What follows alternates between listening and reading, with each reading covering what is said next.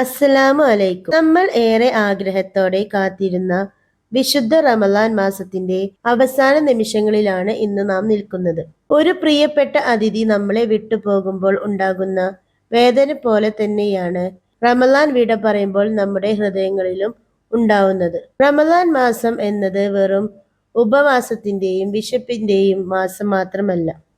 അത് ആത്മശുദ്ധിയുടെയും ക്ഷമയുടെയും ദാനത്തിന്റെയും കരുണയുടെയും ഒരു മാസമാണ്.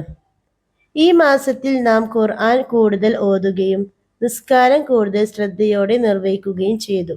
ഒപ്പം തന്നെ പാവപ്പെട്ടവരെ സഹായിക്കാൻ ശ്രമിച്ചു. നമ്മുടെ മനസ്സ് അള്ളാഹുവിനോടടുത്തതായ ഒരു അനുഭവം നമ്മൾ കൈവരിച്ചു. എന്നാൽ ഒരു പ്രധാനപ്പെട്ട ചോദ്യം നമുക്ക് ചോദിക്കാനുണ്ട്. റമദാൻ മാസം കഴിഞ്ഞാലും ഈ നല്ല പ്രവൃത്തികൾ നമ്മൾ തുടരുമോ? തീർച്ചയായും. റമദാൻ നമ്മെ പഠിപ്പിച്ചത് സ്വയം നിയന്ത്രണമാണ്.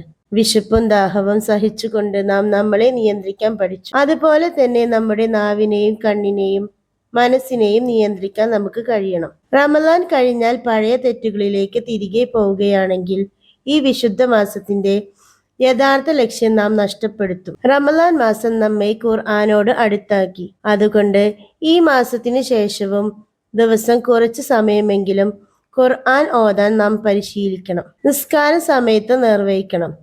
ദാനധർമ്മങ്ങൾ തുടരണം. റമദാനിലെ അവസാന 10 രാത്രികളിൽ നാം കൂടുതൽ ഇബാദത്ത് ചെയ്തതുപോലെ ഇനി വരാനിരിക്കുന്ന ദിവസങ്ങളിലും നാം നമ്മുടെ ജീവിതത്തിലും ഇസ്ലാമികമായി നയിക്കാൻ ശ്രമിക്കണം.